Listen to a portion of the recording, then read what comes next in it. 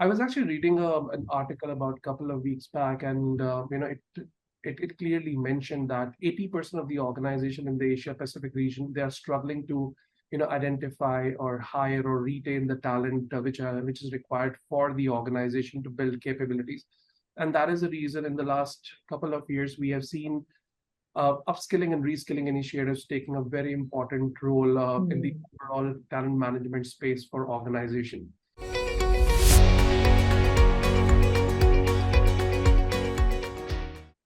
Welcome to the All in Recruitment podcast by Manatal, where we explore best practices, learnings, and trends with leaders in the recruitment space. If you like our content, please subscribe to our channels on YouTube and Spotify to stay tuned for weekly episodes. My name is Lydia. Joining us today is Varun Sachdeva of NLB Services. Thanks for joining us today, Varun, and welcome. Thank you so much, Lydia, and thank you for having me on this show. So, Varun, tell us a little bit about your current role in NLB Services. And I understand that your focus is in APAC, right? So I basically manage the entire Asia Pacific region for NLB Services, and predominantly we are a digital talent solution organization. And I have been associated with the industry for over 2 decades and have been with the firm for over 5 years now. So looking forward to a very interesting conversation with you now. Yeah, some digital talent solutions provider, right? And what aspects do you look into the needs of clients in this sense? So we basically help our clients in hiring the right talent at the right time, using the right combination of technology and human intelligence. So what we have done, in the last decade or so, we have invested heavily in digitization of the entire recruitment ecosystem. For every step in the recruitment lifecycle, we have a technology in place which basically acts as an enabler and accelerator, and the human intelligence portion focuses on the engagement and the experience part. That's what is the need of the hour for the recruitment industry, and that's how we help our clients, in identifying, engaging, and retaining the right talent for the growth of the organization. Does it also include sourcing and building the talent pipeline? Absolutely. That's a critical part. We take care for our customers, wherein first we understand the needs of our customer, then define a sourcing strategy so that we are able to engage and attract the right talent for the organization, take them through a candidate journey, because in today's world, candidates have to be treated and managed the way you manage your customers. So that's where we put a lot of focus on taking them through the screening process so that we do not have hiring managers spending a lot of time in evaluating and looking at the resumes. They should absolutely be looking at the profiles where they can take the decision faster. It should be quality driven. And once the person is selected, the person should also join the project or the organization, because in the last couple of years, the industry has been bleeding because of offer dropouts as well. So as a company, we ensure that we focus on all these elements before we even start any engagement with any of our clients. Is there a particular industry or specific market segments that NLB specializes in? So anything and everything related to technology, what we have been catering to, and in the last, I would say, 3 or 4 years or so, we have also started building our capability and supporting the non-IT domain, manufacturing, BFSI, or pharmaceutical, healthcare, life sciences, all these verticals we heavily support at this point of time.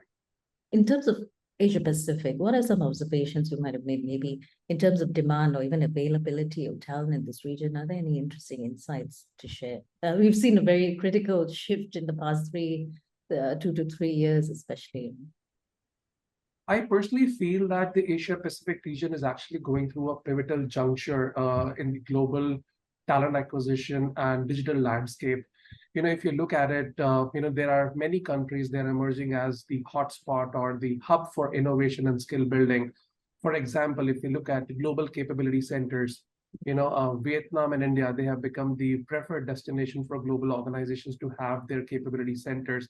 And that's because of the availability of talent, the infrastructure, the technology, the investor-friendly approach from these countries. And that is why we see that, organizations wanting to have their, capability to support, their global clients.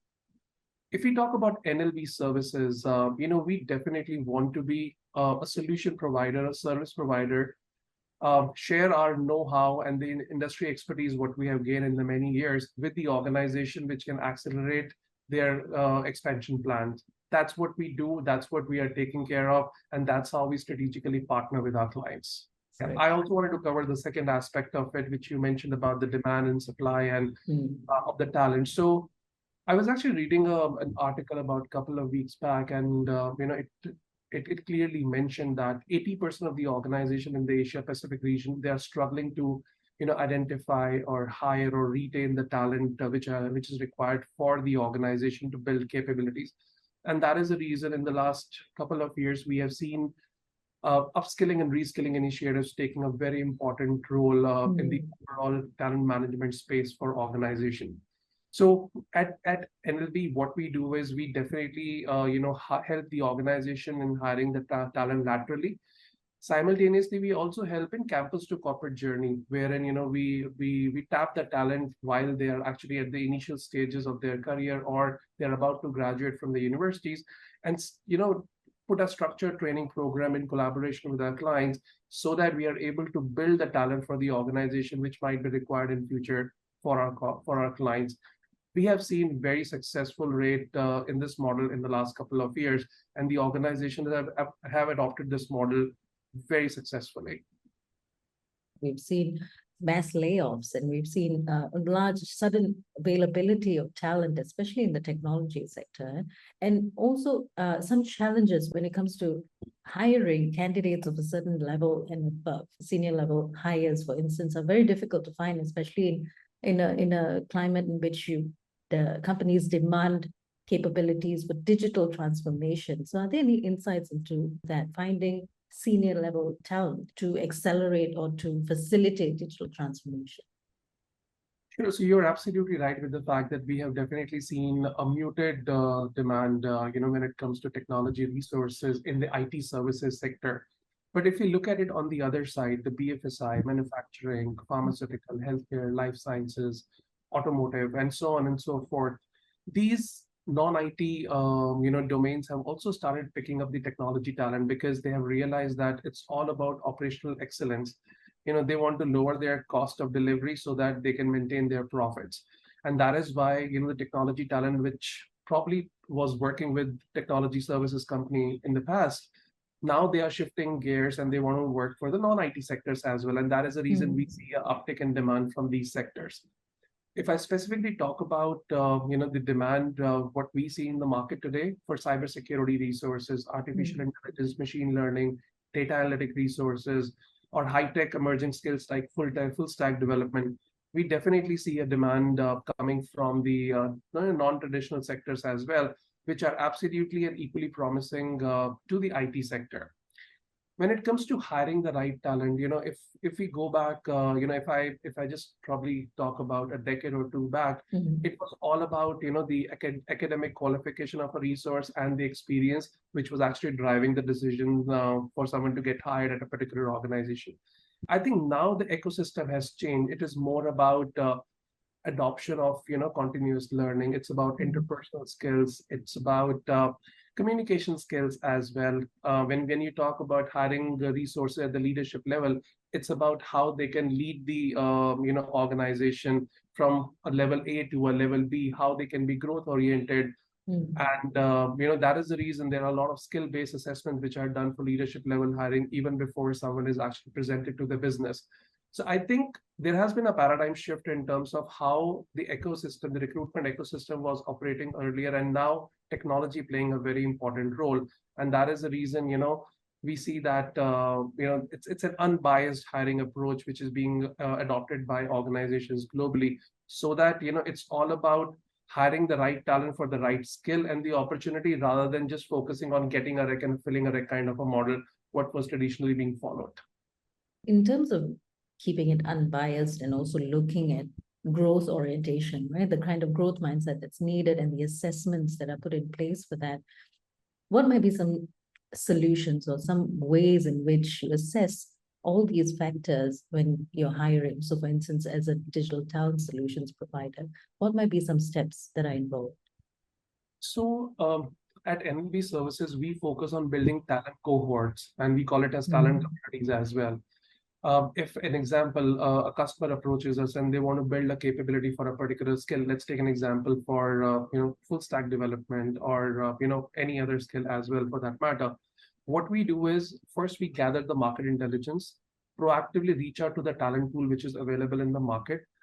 We start engaging with them because we cannot start talking about the opportunities with the talent in the first go. We start engaging with them, understand their motivating factors, why someone would be looking out for a change, whether it's about compensation, it's about location, skills, technology, or anything else, or anything related to their career aspiration as well. When we have all of this information, we ensure that we understand the client requirement thoroughly once again and match it with the availability of talent what we have in our pool. And we present top two candidates from our side to the business. And once we get the go ahead from the business to move forward, we schedule the interviews and we take it forward through the recruitment life cycle. If we get a negative feedback from the hiring managers, we again go back to the drawing board and understand where the gap was and what we need to do to fix it. With this approach, I'll probably would like to talk about some numbers as well. In 2022, when the entire industry, the technology industry in India was bleeding with about 45 to 55% dropout, offer dropout for certain technology skills, we were able to cap it to 28% flat for all our clients across the domain. And it was all because of the engagement we were doing, and that too in a proactive fashion while building these talent communities. Today, if you ask me, I don't need a job board to find a talent. What we have done is we have created an alternative sourcing channel where I have the resources already available in a community with us, where we are engaged with them. We know what they are looking for in the next opportunity. And we just need to ensure that we basically present them to the right opportunities so that, we are able to fill the position and help the customer in building the required capability. So would you consider this a form of future-proofing recruitment to a certain extent? Absolutely. That's where the recruitment is moving towards from a model what I spoke about earlier, where we just get a rec and fill a rec, kind of a cookie cutting recruitment. It is moving towards more of an engagement, experience driven. And that is what the talent acquisition professional in today's world should be doing. They should be detail oriented. They should be focusing on the vision and the mission of the organization. They should focus on data analytics so that they can have meaningful conversation with the business. At the same time, should always focus on the engagement and experience for the candidate as well. Gone are the days when the organization used to take 8 to 10 rounds of interviews to identify and hire the talent. Today, it's all about speed, quality, and engagement at all levels in the recruitment life cycle. And in what ways have companies, in your experience, in what ways have companies shifted their approach towards engagement with candidates or even talent attraction, given so many changes in the demands and preferences of candidates specifically, and even employees for that matter? I think the process, what organizations are following today is ever evolving. When we talk about the engagement initiatives being taken, they're becoming over communicative. Earlier, it used to be all about what the customer is looking for, and then just presenting the candidate for those positions. Now it's about finding that bridge wherein what the candidate is looking for and what the demand is. Let's try to build a bridge between that and give equal importance to both of them. And I also feel that technology is playing a very important role in automating some of the processes which were done manually earlier, because it used to take a lot of time and sourcing the right talent, then taking them through a screening process, then scheduling the interviews. Today, if I talk about NLB Services, our response time is about 4 hours when we get the position from our customer.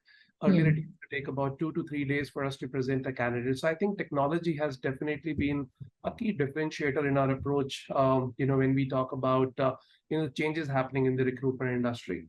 Also, when we talk about the policies which were, being made by the HR or the talent management team earlier, they were heavily focused towards the business, the profitability. Now, I think it is more towards, providing the flexibility to mental well-being of the employees and the prospective talent as well, because nowadays it's all about marketing. Recruitment has become a marketing business wherein what we show, it is actually it sells. Otherwise it's very difficult to attract the right talent, and that is the reason it is the responsibility of a talent acquisition professional to act as a true brand ambassador of the organization while talking to any of the candidates for positions at the organization, which are probably immediate or in future as well, because it's the experience, the engagement, and the brand recognition matters a lot today than it used to matter about 5 years back or a decade back as well. So you mentioned something pivotal, which was reducing the response time to your clients, right? So in other words, how has technology impacted the time to hire for those in the technology sector, especially when you look out for talent that is niche and is hard to find? Right? So how does that work? Is there a time range that is ideal, or is there no such thing? So if you talk about the middle management, from 4 years to say 8 to 10 years of experience, and I would say lateral hiring, to be honest, earlier organization used to talk about 30 days, 60 days, or 90 days of notice period, depending on the geography they are operating in. Or some of the, location, there is 2 weeks of notice period policy as well. Now what has changed is like companies like NLB Services or, the corporates as well, they have started building that database, that talent community or talent cohorts, wherein, they have candidates available with shorter notice period as well. So basis the demand of the business, it is called just-in-time hiring. So if the business says that they need to hire a talent today, there is definitely a talent available in the market or in that community, which is probably available, to take the interview and join, in the next 2 to 3 weeks time frame. For us, the time to fill, which used to look like 6 to 8 weeks earlier, we have been able to shorten it down to say 3 to 4 weeks of onboarding, because we go to the talent pool, which is probably in between jobs, or they're on contractual opportunities, would like to take a full-time opportunity or another contingent opportunity. So we have been able to use technology very efficiently to shorten this time to fill to about 3 to 4 weeks for our customers, especially on the technology side. When you talk about the niche skills, which are probably rare to find, that's where the timelines are very dependent on what we are trying to look for. But otherwise, for vanilla roles or the relevant roles what are there in the market, it takes about 3 to 4 weeks for us to onboard the talent. In terms of ensuring, we're seeing so many different types of trends in the workforce today. Many of them are, as you said, contractual or even contingent roles that are out there, and there's a need to build more connectivity in the workforce, like within teams, especially in tandem with the kind of productivity that is expected out of them, right? So when looking out for talent across different roles, or maybe there are some senior roles or mid-level roles that you look out for, what are some traits that you look for when you search for top talent? I think I partially answered this question as well, wherein, from a academic qualification based hiring to its skill based hiring now, to a model wherein it used to be all about hiring for a particular position. Now it is about hiring for a capability. Earlier everything used to be manual. Now organizations are using technology as an enabler for them. Earlier, there used to be an applicant tracking system where database used to just sit. Now we have artificial intelligence and machine learning, which basically gives us the information that a talent pool which is required for a particular organization and the capability is already existing in the system. And that's where the engagement is already there, because that's why the resume is in the database. So I think all these factors are driving the recruitment today. And it's different than what we used to do traditionally in terms of talent acquisition and hiring domains.